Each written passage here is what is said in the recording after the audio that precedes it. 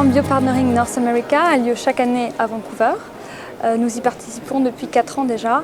Et donc c'est une conférence qui a lieu sur 2 jours. Et le but de cette conférence, c'est de rassembler les entreprises du domaine des biotechnologies, les grosses pharma, les investisseurs, donc tout le domaine médical et des biotechnologies. Il y a près de 28 pays représentés sur le salon Biopartnering North America. C'est un salon à taille humaine cependant, et c'est ce qui est très apprécié par toutes les entreprises et surtout par les entreprises françaises. Beaucoup de contacts sont facilités lors des rendez-vous en B2B, mais aussi lors des réceptions offertes par les organisateurs. Cette année, avec UbiFrance, nous avons fait venir une délégation de 15 entreprises françaises. Ces entreprises avaient en moyenne 10 rendez-vous sur les 2 jours de la conférence. Nous organisons pour elles une 3e journée de visite d'entreprises de biotechnologie en Colombie-Britannique également, pour qu'elles aient un contact privilégié vraiment avec les personnes du secteur.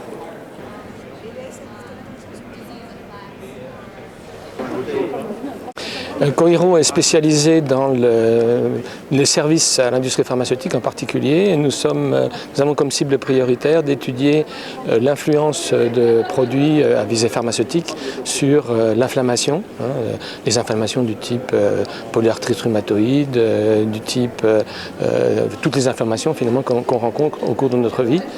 Et nous travaillons sur la première étape de lancement de cette réaction inflammatoire.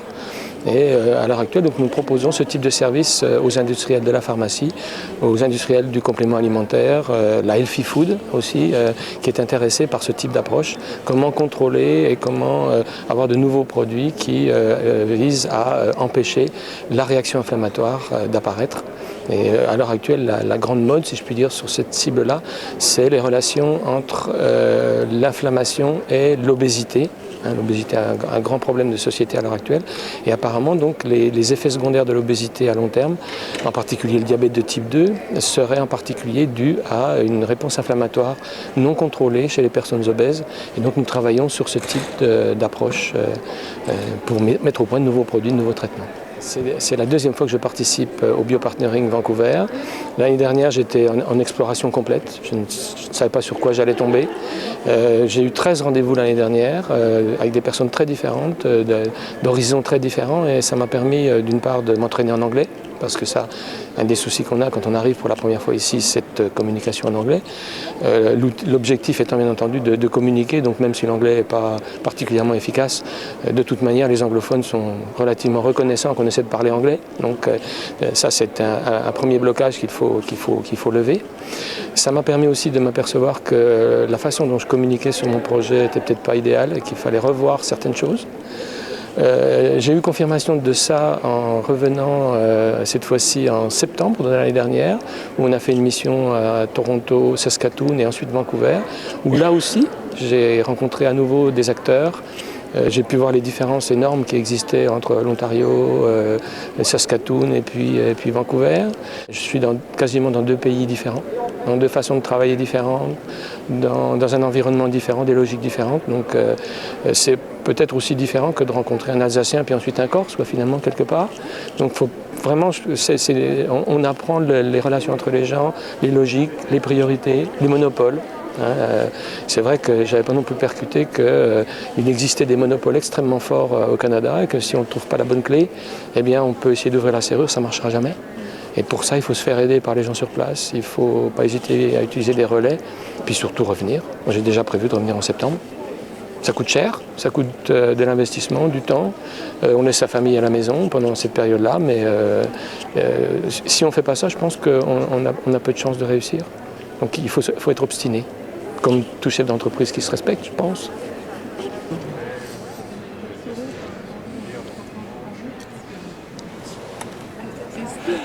Vivalis est une société de biotechnologie française basée à Nantes en Bretagne, dont le business essentiel est représenté par des cultures cellulaires et des services qui permettent la fabrication de vaccins, de protéines.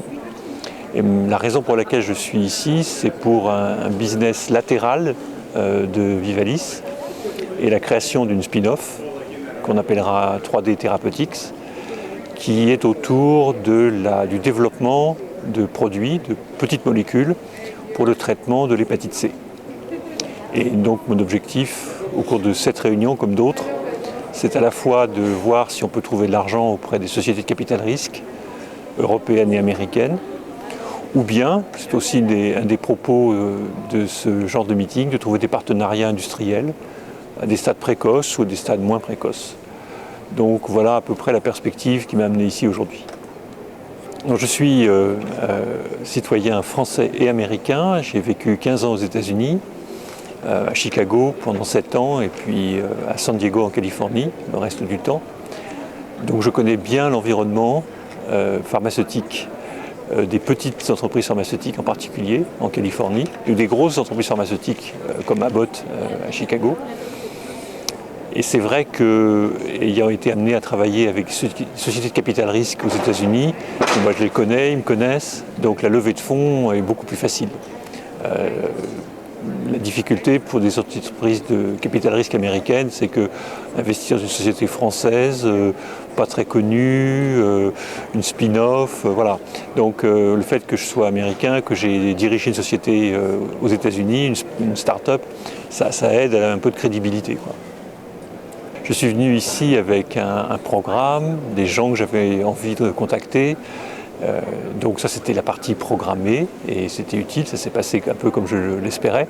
Mais en même temps, ce genre de meeting apporte l'opportunité de contacts informels, imprévus, qui eux-mêmes peuvent déboucher sur d'autres contacts. Et c'est exactement ce qui s'est passé à plusieurs reprises au cours de ce congrès. Donc de ce point de vue-là, il y a eu les choses prévues, qui se sont passées pour l'essentiel un peu comme prévu et donc positives, mais il y a aussi des éléments plus imprévus qui aussi, et peut-être vont déboucher sur plus de choses encore que ce qui était prévu à l'origine. D'où l'utilisation du mot serendipity, qui va bien dans un contexte de R&D, puisque en R&D, en recherche et développement, vous avez effectivement une partie qui doit être programmée, organisée, etc.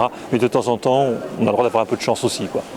Alors pour être tout à fait franc avec vous, je ne connaissais pas trop bien Ubifrance, ou même peut-être pas du tout, avant ce meeting. Et c'est vrai que j'étais agréablement surpris du service, de la logistique, de l'aide, des rappels qui ont été faits en disant n'oubliez pas ceci, n'oubliez pas cela, des opportunités de contact que cette présence Ubifrance a facilité. D'abord au niveau de la communauté française, il y a des gens que je ne connaissais pas du tout, des entreprises françaises que j'ai découvertes ici. Donc ça c'est directement un effet Ubifrance. Et puis il y a, je dirais, au niveau logistique, organisation, ça a été extrêmement positif.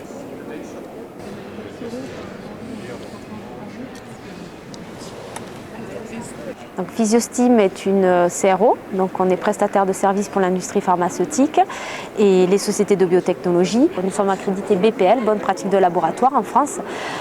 Cette autorisation nous est délivrée par l'AFSAPS. Nous réalisons des tests précliniques de pharmacologie de sécurité cardiaque, donc des tests in vitro et plus particulièrement de l'électrophysiologie cardiaque cellulaire.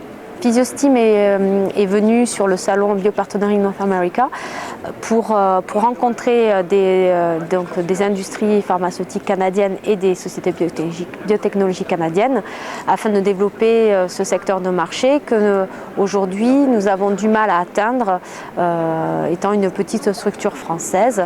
Donc ce genre de salon à taille on va dire plus humaine que des gros salons de type bio nous permettent justement d'approcher les compagnies de manière plus directe et plus facilement. Le développement d'un médicament c'est un travail de longue haleine.